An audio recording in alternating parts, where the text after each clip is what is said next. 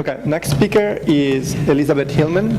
Elizabeth was invited here today because she's an example of what it's a strong trend in the neurosciences of developing techniques to address new questions. Elizabeth took her PhD at UCL in London in 2002 and then moved to MGH at Harvard for studying optical methods for addressing neuroscientific questions, and started her lab here at Columbia in 2006, and she's going to talk about important findings that she has been addressing with her technique of optical imaging in optical imaging in alive rodents. Okay. Hello? Okay. So I'd like to thank the organizers for inviting me, and I apologize, I don't speak Italian. As Franco said, I'm going to be talking about understanding neurovascular coupling with intravital microscopy and optical imaging.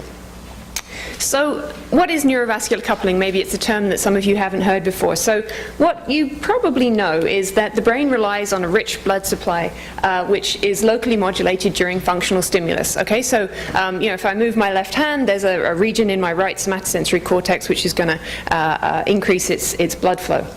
And so we get a response that looks a little bit like this: an increase in oxyhemoglobin, a decrease in deoxyhemoglobin, and a slight increase in total hemoglobin.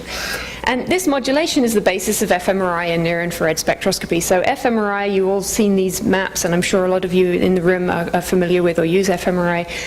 This signal that you're detecting with fMRI is actually a decrease in deoxyhemoglobin in the brain during a functional response. The thing is that very little is understood about how and why blood flow is modulated in the brain.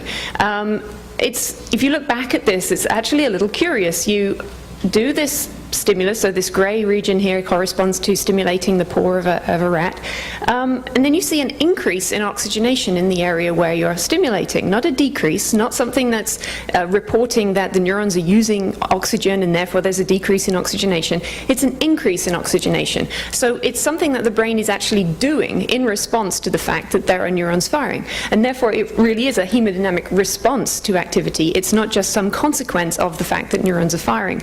The other thing that's a little curious, that's bothered people for a long time, is how slow the response is. The neurons are actually firing during this period here. So this is calcium imaging, so the neurons here are firing as you're doing the stimulation, but the response is only really peaking after everything's finished. And so, if this really were something that was vital for neurons to be able to actually fire, it's way too late to provide anything useful. So it draws the question, like, what on earth is this response actually doing? Maybe it's just there to deliver glucose and has got nothing to do with oxygen. But that makes everything very concerning for functional MRI, where you're measuring these signals of this change in deoxyhemoglobin and you're assuming that it corresponds to a change in neuronal activity. So what do we worry about? Well, we look at this and we say, okay, well, I wonder what kinds of cells are actually mediating this change in blood flow. And that's the sort of mechanistic approach I've taken to it. I'm a physicist by training, so I like to sort of take things apart and try and figure out what's going on. So I said, well, what cells cause blood vessels to change? And I found this nice figure by McVicker, and he's drawn all of these different cells here that might be involved in neurovascular coupling.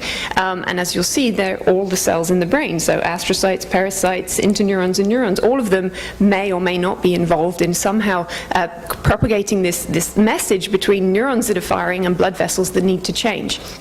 And so we became really fascinated with this and trying to actually get to the bottom of what's going on. One of the things that I think has meant that it's taken a while for people to get to this problem, firstly because people didn't really care about blood flow until fMRI, but secondly, this is really, really difficult to study in vitro. Once you do a brain slice, you've cut away the central nervous system, you've cut away the circulatory system, you don't have a pressurized blood flow. It's very, very difficult to study this. So we force ourselves to study this in vivo, in the intact living brain, which then presents all kinds of problems for us in trying to actually get the information out of the intact brain without causing disruption to the blood flow or the neuronal activity. So what specifically are we studying in my lab? Well, the first one is, what is the meaning of the hemodynamic changes that we see? What does it actually represent when you see a blood flow change? What does that correspond to within the brain? Also, how does that response actually manifest at the vascular level? So the vasculature of the brain, this is a cross-section through the cortex, has this wonderful structure to it with these surface arterioles and surface veins diving down to the capillary beds. And when we see this blood flow increase, what does that actually mean in terms of which vessels are dilating and constricting and what's changing in which of those compartments? And that hopefully leads us to what's actually doing that change, what's actually mediating that change in the blood vessels, and therefore, hopefully, where the signals are coming from that are doing that. And, you know, once we've sort of got that figured out, how do we actually see any of these changes, a change during disease and development? So there's a lot of evidence that things like Alzheimer's, obviously stroke, and even age-related neurodegeneration might be related to a decay in this neurovascular coupling, the ability of the brain to provide this blood flow increase every time there's neuronal activity. And so, you know, what happens if this system gets broken? It seems like it could be a very important place to look for drug targets. And the other one is baseline behavior the same as activation? And this is a sort of new area that's coming up where, you know, there was this idea that when you stimulate the brain, it sort of does something magical that's different to what it's doing in its baseline state. But really, our brain is never in a baseline state because we're always doing something. So we're looking at that also. Okay, so what sort of techniques are we using? Well, this is really very, very standard, very basic. So we work in rats. I apologize, I know most people here are doing primates. But here's our rat. We basically expose the cortex, and we can do something very simple. Just shine a light onto the surface of the cortex and take a picture with a camera. And in this case, when we stimulate the whisker barrel of this animal, we can see this nice change in intensity of the light that we get back. That's corresponding to a change in the absorption of the blood in the tissue. Oxy and deoxyhemoglobin have different colors, so basically by using different colors of light we can figure out what the oxygenation state of the blood change is, and we can make maps that show the change in oxyhemoglobin, deoxyhemoglobin, and total hemoglobin. And the reason why these images are kind of fuzzy looking is because we actually took them in an fMRI system, just to sort of get our baseline and to figure out exactly, you know, whether what we were seeing with our optical techniques really corresponded to the bold signal in fMRI. And so we built this cute little rig. This is my sort of homage to Neurotechniques. Here's our little rig where we did a cortical exposure here in the rat. We have a little endoscope here that's shining light onto the surface of the brain, while we've also got it in a nice little MRI coil, and then we put it into a 4.7 Tesla magnet, and we're able to simultaneously get readings of the hemodynamic response and the MRI response. And so this is the plane here. We're actually imaging in this sort of like oblique plane that's going through the somatosensory cortex. And we were actually lucky enough to get signal here. They use this to sort of combat people who are a little skeptical about fMRI. This is real-time, single trial movie. This top area is fMRI, so this is the sort of oblique plane that we're imaging in. This region here corresponds to the optical region of interest here, which you'll see in these movies. So if I play the movie, you'll see every time we stimulate, there's kind of a blue patch that appears in the fMRI, and corresponds oxy-deoxy total patches, and you see the time courses down here. The black trace is from the fMRI, and the red, green, and blue is from oxy, total, and deoxyhemoglobin. So you can see that we're really truly seeing the same signal in this animal. And if we sort of zoom in even closer, I've flipped the bold signal here to show it next to the deoxyhemoglobin signal. Even all those little waves and bumps and lumps that we see in the background are correlating very well. So we're very confident that, you know, what we're looking at here is corresponding to the fMRI signal. So then we don't do fMRI anymore, and we go and say, well, what can we do now to get really much, much closer? We don't like these sort of blobs of oh, this region's active. We want to really get down and see what's going on. So we wanted to do really high resolution imaging and really, really high speed imaging, which is something that fMRI really struggles with. So here's that spectrum of oxy and deoxyhemoglobin that I should have had in my earlier slide. As you can see, oxy and deoxyhemoglobin have different absorption spectrums. This is wavelength. And so if we choose different wavelengths of light, like blue light, green light, yellow light, red light, we're going to have different sensitivities to oxy and deoxyhemoglobin, and that's how we can extract those concentrations from our images. And this is a really relatively simple system. All we do is we flash green and blue LEDs on and off really fast in synchrony with the camera, which allows us to get very high speed data. And we can go up to 3 wavelengths, we can do up to 200 frames a second, we can synchronize it with stimulus delivery, we can do unlimited acquisition. And we've actually put a sort of recipe for building this system and all the software free online if anybody wants to build their own. It costs about $5,000 to put together. Here's our 3 wavelength system, and we can do fluorescence. I'll show you this a bit later if we just put a filter in here. So what do we get to see? So here's our actual exposed cortex. So we take off the dura, we take off the skull, we zoom right in, we get these really beautiful high-resolution images. Now we're looking directly at the vasculature of the somatosensory cortex. Compare this to the blobs that you get with your fMRI. And so this is going to be now a movie of what we see in that region when we do a 4-second hindpaw stimulus in a rat.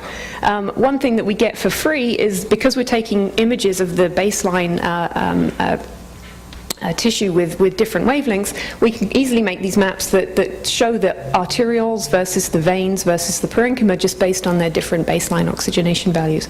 So here's the movie. So this is total hemoglobin, oxy and deoxy. The stimulus comes on now, and you see this evolution of the response. Now you can see the arteries here dilating, you can see changes in oxygenation of the blood in the draining veins, and that's all a little bit difficult to digest really, but one more time.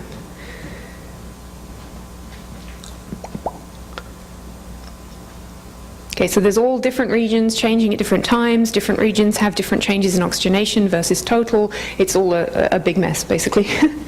So, what can we extract from these big movies? Well, we can extract a lot of information. So, we already showed compartment separation, being able to see the arteries from the veins. Even in this draining vein, we can even watch how the sort of oxyhemoglobin-rich blood from this branch is kind of blending with the oxygenation, deoxygenated blood from the other branch, which is kind of cool. We can zoom in and actually look at the actual physical dilation of the vessels. So we can see here that the artery here is dilating quite markedly, but the vein here is not dilating at all.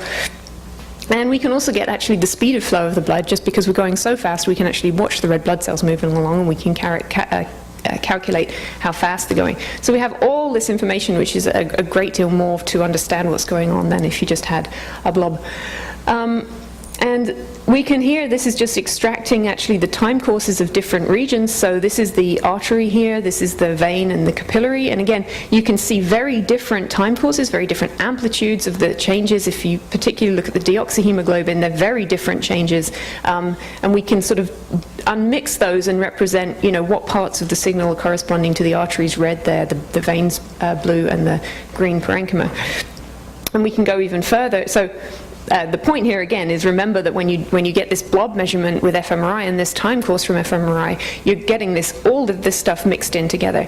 And it gets worse if you even look, there's even signals from these more distant veins and more distant arteries that also have what appear to be responding time courses, but you're not looking at that central capillary region, which is really basically what you're supposed to be focusing on, in principle, when we talk about that in a minute.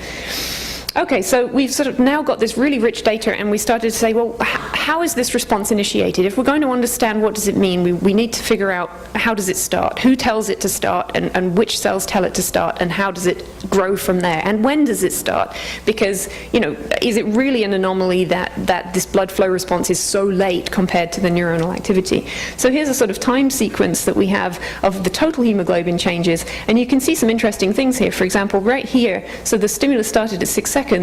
Even within half a second, you can sort of see a blushing of the capillary bed, like a darkening of the capillary bed corresponding to an increase in total hemoglobin. Then you can see this dilation of the arteries that sort of is spreading away from the central responding region. And then at the end, this blue around here shows a constriction of the arteries at the edges, an actual active constriction going below baseline. And at the very end, you actually sort of have this sustained sort of glut of red blood cells stuck in the capillary beds. So my very talented student Brenda, who's hopefully here, did an awful lot of work on this, really analyzing this data to death and going through and really trying to characterize exactly where does the response start, how does it start, when does it start. And we came up with really that it quite categorically starts in the parenchyma and then moves to the arterioles. And this might not seem terribly interesting to you guys, but for us it's very important because it tells us that it's not a sort of feed forward thing, it's a feed backwards thing. We were also able to actually look at the propagation along the arterioles, so we could see that it genuinely does propagate away from the region, although it seems like the decay actually propagates backwards, inwards. And we can look at all the directions of those propagations when we move the region of the responding region. And basically, one of the really important things here is that we found that those propagations of dilation are independent of the direction of flow in the vessels, which rules out a whole load of hypotheses about sort of downstream propagation of metabolites and that kind of thing. That this is a very much vascular sort of network phenomenon, as far as we can tell. So, you know, we found that parenchyma goes first, arterial dilation propagates very quickly, you know, 4, 5, 6 millimeters per second, which was faster than had ever been predicted, and therefore no one had ever seen it because no one had measured fast enough. Dilation direction is independent of flow, and the constriction dynamics, so this sort of closeout of the response at the end, really has very different spatiotemporal properties to the onset, and so it really points to there being kind of two pieces to the hemodynamic response, one which is a sort of excitatory dilatory part, and one which is a sort of shut down everything at the end part, which leads to a lot of interesting possibilities. And so, you know, we're sort of now trying to put this together into a model. So it seems that the first change is this sort of rapid increase in total hemoglobin in the capillary bed. Then you've got this vasodilation which spreads. You've got the independent of the flow direction. The stimulus stops, the response actually returns to baseline at the periphery and then moves inwards, so it's not that the central region is releasing dilators and then constrictors, because that would cause a ring to go outwards, whereas it actually closes in backwards.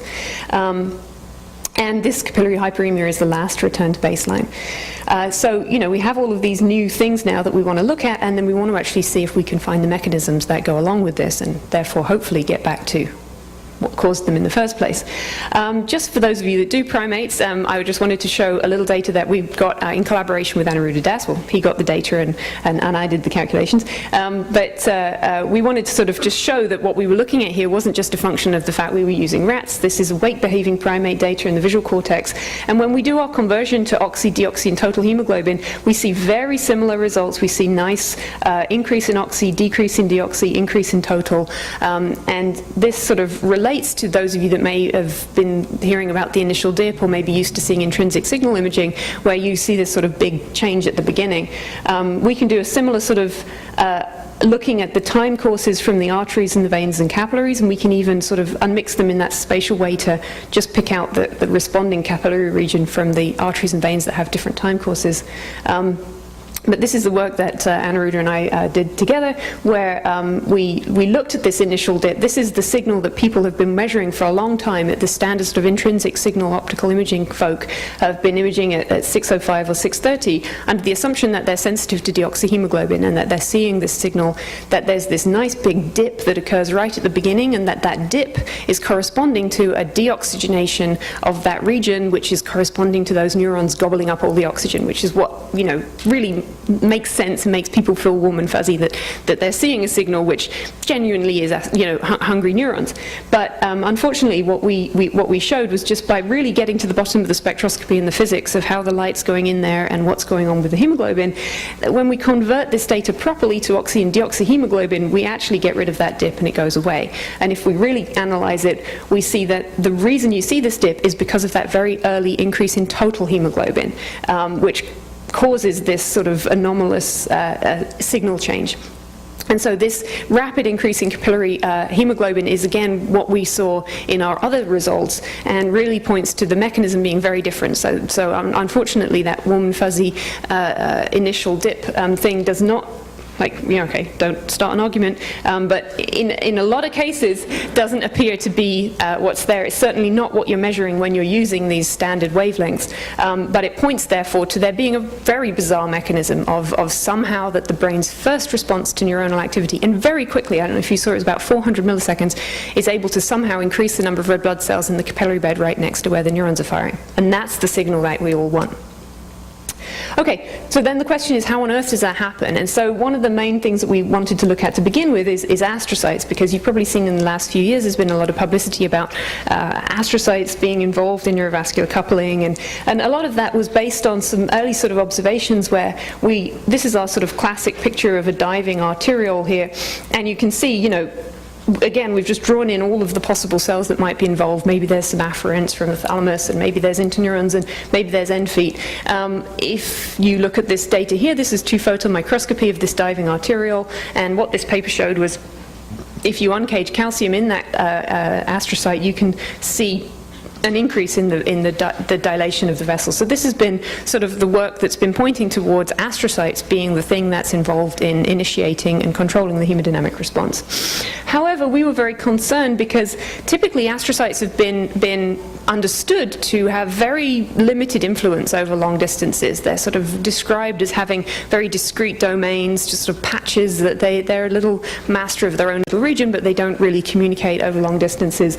And so we're trying to explain this incredibly rapid, orchestrated response with dilation spreading over several millimeters of the tissue within, a few hundred milliseconds. And so we wanted to see whether these small observations of sort of one astrocyte seeming to have some influence on one vessel could really explain the entire orchestration of the response. And so we moved to another technique, which is in vivo two-photon microscopy. And again, being physicists, we built our own system, specifically designed it to really be perfect for doing in vivo imaging, be incredibly adaptable to get very, very fast imaging, multiple wavelengths, as deep as we could possibly go. And so we start out, here's a camera image of the cortex. This is a two-photon image where we've put dextran-conjugated fluorescein into the bloodstream so we can see the contrast of the vessels. These little black dots correspond to the red blood cells, so we can see those moving around. We can also use a dye called sulforhodamine, shown here in cyan, which is taken up by astrocytes in vivo. And it's a fantastic tool. You just drop a little bit of this dye on and all the astrocytes gobble up this dye. And so now what we can do is, in vivo, we can look at the astrocytes and how they're relating to the blood vessels. So here the blood is shown in red, and the astrocytes this is an astrocyte on a diving vessel. This is not coming out terribly well, but you can see these astrocytes are really reaching out to and grabbing around these blood vessels, grabbing around the capillaries. And until I got this data, I was not enamored with astrocytes at all. I just thought they were these sort of dumb little cells that probably didn't do anything useful or important. And when we saw these images, they just love blood vessels. They love blood vessels. They're always holding onto them and grabbing onto them. But one of the things we really noticed was when we started to get this data in vivo, so in the intact brain with proper perfused blood flow, and we could actually look at this in 3D, we found it really didn't look a lot like a lot of the diagrams that people have been drawing of astrocytes for years. And so we sort of thought, well, maybe we need to start just by looking at the sort of in vivo histology organization of astrocytes, because we couldn't find anywhere in the literature that anybody had done a real sort of proper examination of that. So I had this fantastic post-bac student who spent many hours taking data. This is now a movie stack going down through the cortex of the mouse, down beyond layer 4, and looking at, now the astrocytes are shown in red and the vessels are shown in green. And so we can sort of render that. This is the astrocytes throughout that block, this is the vessels throughout that block, and then this is the two mixed together. There's a picture of him. Now we can actually watch, not just sort of in single horrible slices from histology where the vessels have disappeared and you're not sure what level you were at, and certainly wwhere you don't get the peel vasculature because it always gets ripped off when you're trying to do your histology. Now we can actually examine this entire thing, go up and down, look at the density relations of the astrocytes relative to the blood vessels. And we found some really interesting things. So I'm not going to go into this in great detail, but we found this wrapping. We found all kinds of interesting things. We did a lot of histology immunohistochemistry to figure out that we really were seeing what we thought we did. We used transgenic mice here, so this is in vivo imaging of Tie2 GFP mice that have GFP in their endothelial cells, or GFAP GFP to do proper co-registration.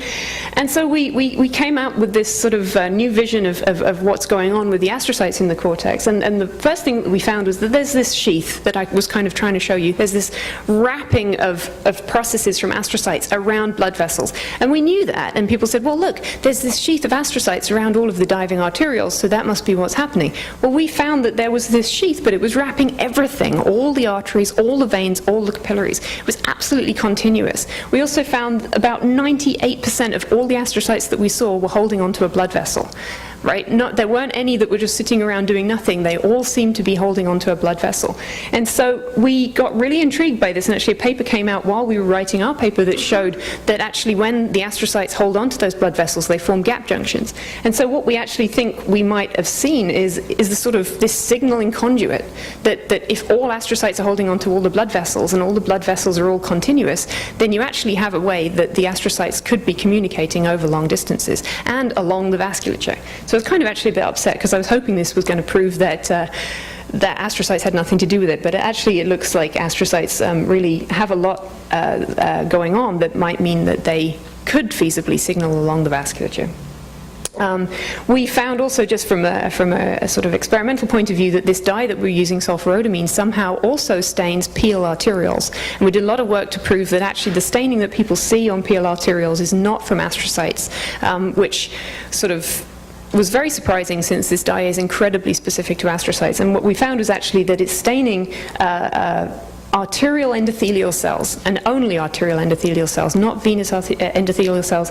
And so we actually think that might be really interesting, either that the arterial endothelial cells have some common factor to astrocytes, or even potentially that the astrocytes are somewhere forming gap junctions with the arterial endothelial cells, which also could make them now part of this network that could propagate that vasodilation over long distances. And all in all, though, because we saw this sort of sheathing everywhere, it really suggests that arterioles aren't the only place to look, and that we're now actually really focusing down on the capillary bed to see whether astrocyte involvement there could be what's causing that initial capillary hyperemia. So I've only really shown you blood vessels so far, and obviously we want to paint over this an idea of what's going on with the neurons, because that's the sort of missing piece of information, or actually to measure the function of cells rather than just the morphology. So we use calcium-sensitive dye imaging. Probably most of you are familiar with this. We have to do pressure injection, bulk loading of the dye into the cortex. So you put the dye in. It's a BAP1 AM dye, so it only becomes fluorescent when it's inside the neuron.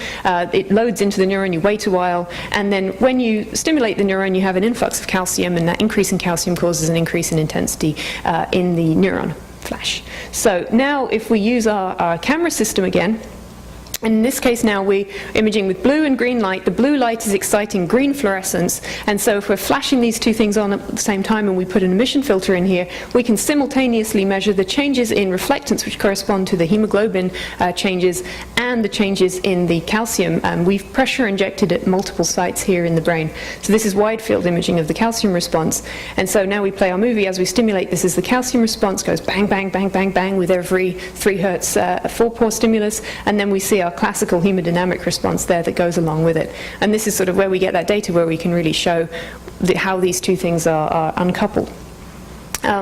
We can then take that same animal into the 2-photon, and we can do our high-speed 2-photon imaging at the same level, so we can see those same flashes and extract those same time courses at the cellular level. And so rather than really trying to do electrophysiology in vivo by poking things all into all different places in the brain when we're trying to deal with it, we're trying to sort of do non-contact electrophysiology by imaging using calcium-sensitive dyes. And what's nice about the calcium-sensitive dyes is if you load them up with this sulfurotamine dye, you can also get signals that delineate between signals from astrocytes versus signals from neurons. And so here we can see that firing signal that's coming from the neurons, but we can also see these slow transients in different regions corresponding to changes in calcium in the astrocytes. And so this is now we've looked at the morphology of the astrocytes, we're still trying to figure out what their role might be. And what we find, and what several other people have now found, is that the astrocytes seem to be doing something related to the hemodynamic response, but they're very slow. They don't seem to actually sort of see what's going on until quite a lot later. And although the hemodynamic response is slow, it starts very quickly. It starts within about half a second. And so this is sort of pointing to our latest theory, which is that perhaps the astrocytes are involved in sustaining the hemodynamic response and are involved in sort of maintaining it after a certain period of time when there has actually been a buildup of glutamate, or there is actually a genuine need for more metabolites, as opposed to that initial onset, which we think may be neuronal. And so we know that astrocytes seem to have some connectivity that could make them play a role, but these results suggest that they may not respond quickly enough, and that's, as I say, leading us to a model where we think actually different cells might play different roles in the onset, the sustaining, and the return decay phase. Okay, so just finally, this is our sort of cheeky slide where we say, well, what about metabolism? So the why. All of this hemodynamic response, we talked about the initial dip. what's actually going on that's needing this hemodynamic response. And so we've been looking at metabolism, and so you all know cellular respiration. One of the lovely things about nature is that NADH is fluorescent, and NAD plus is not, and FAD is fluorescent, and FADH2 is not. So that means that if we can measure NADH, if we see changes on their own, then we're looking at anaerobic metabolism, and if we see changes that are complementary between FAD and NADH, then we're looking at oxidative metabolism. And so we really wanted to get to the bottom of whether we were, what was going on with the actual metabolism in the cells corresponding to the blood flow, to see whether that metabolism was actually the trigger that was calling the blood flow to come in. And so using our camera imaging, we can get FAD fluorescence. So again, we just put a filter in here. Now we can measure the hemodynamic response in this animal, followed by the FAD response, and we can then overlay what's happening with the oxidative metabolism in the brain, spatially and temporally, compared to the hemodynamic response. This is work done by my postdoc, Barbara. And we can also do NADH, so again we image using the camera. If we go into the 2-photon, we don't put any dye into the animal at all. We see beautiful fluorescence still. This blue color is coming from NADH fluorescence, and we can stimulate the animal and we can see these nice transients in NADH as well. And so what we're really trying to get at, and we can also, this is work in progress, we're using cortical injections of a fluorescent glucose analog, and we can actually see that fluorescent glucose analog being taken up by astrocytes and neurons. And so what we're really trying to get at is some of these energy hypotheses about the way that astrocytes can potentially be providing energy substrates to neurons. And some of these results that we have seem to be pointing towards picking out these parts of the hemodynamic response and then allowing us to relate them to the control of blood flow. Just one last little teaser, since I'm sure you're all wishing you had that chocolate croissant for breakfast. This is what happens in the brain when you're doing nothing at all. So when you're staring at this thinking, when's she going to finish? If you look at this map, so this is the changes in total hemoglobin. This is a bilateral exposure of the somatosensory cortex in the rat. And this is just doing nothing. This is just not stimulating the animal at all. It's actually on ketamine anesthesia. But we see these time courses, if we look at them in terms of oxy and deoxyhemoglobin, they're wobbling away, they're oscillating away. And we've got these great waves, they're sort of occurring at the same time on both sides, so they're sort of rolling and stormy. We stare at these a lot in our lab. And so what's really interesting here is a lot of you probably heard of functional connectivity mapping in fMRI, and it's become a really new, exciting area to look at, where instead of doing actual stimulus in an fMRI system, you just look at these baseline activities,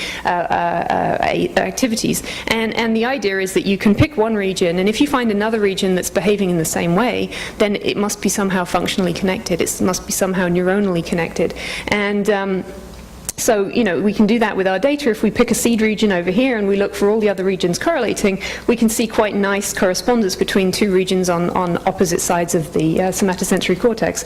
The thing is, we can actually look at, you know, how those vary with oxyhemoglobin, deoxyhemoglobin, total hemoglobin, and relate that back to fMRI. So what we're getting really interested in now is, because we're seeing these changes even in the resting brain, you know, how do they actually relate to what's going on in the brain when the brain's at rest? And how does this relate to this new functional connectivity mapping that everybody's fond of in fMRI? And you know, we're sort of wondering whether, and I know Anirudh is probably going to talk about this too, whether these kinds of variations could be purely passive, could just be the vessels just exercising and flexing their muscles, or this could be actual underlying brain activity that's really showing how the brain's organizing itself and communicating with itself when it's not being asked to do one specific task, or maybe even could be related to attention, or even that somehow this blood flow modulation could in itself be somehow tuning the gain of the neuronal responses in some way, that you sort of attention span of 10 seconds is sort of coming and going from different regions of the cortex. So that's a slightly ethereal part. And so, you know, if you're interested, we have a website with lots of information. I acknowledge the work of my students who did a lot of this, and of my funding, and thank you very much.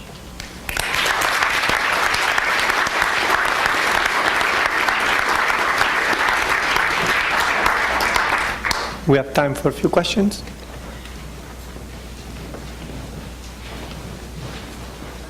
How does the magnitude of the baseline responses comparatively the magnitude of the response that you elicit? It can be up to the same magnitude. It really depends. So, I mean, what I showed there was these oscillations, and the oscillatory state tends to come and go. Although, I mean, I've seen it in my own brain, so I know it's not just because, you know, the rat's sick or something like that. You see it in infants, you see it in all kinds of different places, but that wave isn't always there. Sometimes when they do functional connectivity mapping, they're looking at the lower frequency fluctuations that are more stochastic.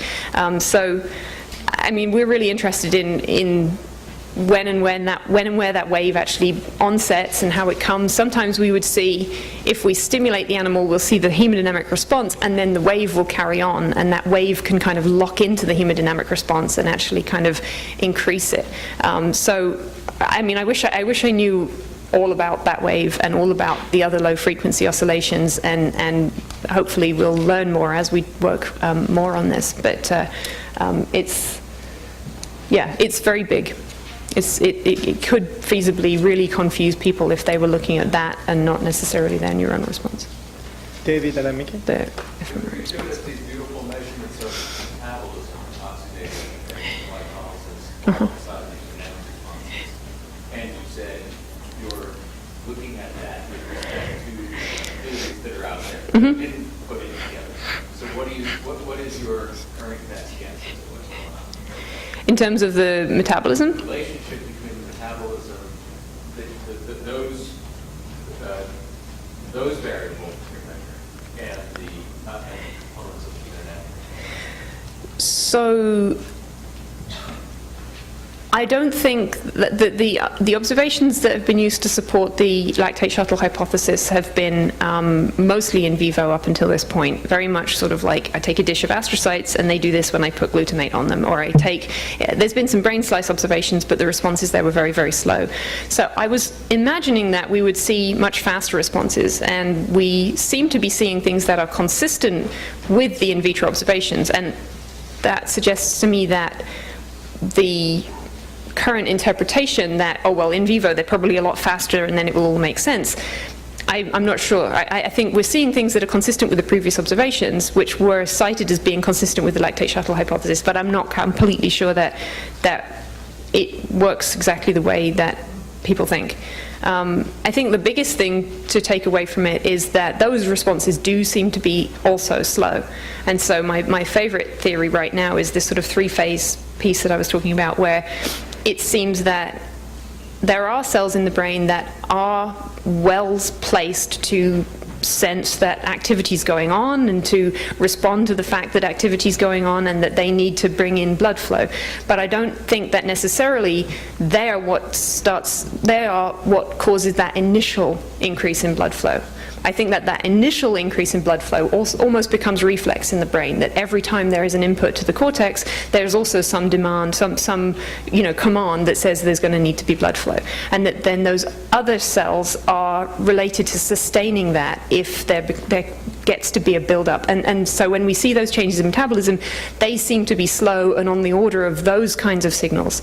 So I think there's maybe part of the confusion throughout is that there are like fMRI results that use long stimuli versus short stimuli, when people look at maps from the beginning, from the middle, from the end, and I think there are different things going on between each piece. Specific follow-up. So why is there no initial dip? If all of that stuff is slow, then one would imagine that oxygen has to be used.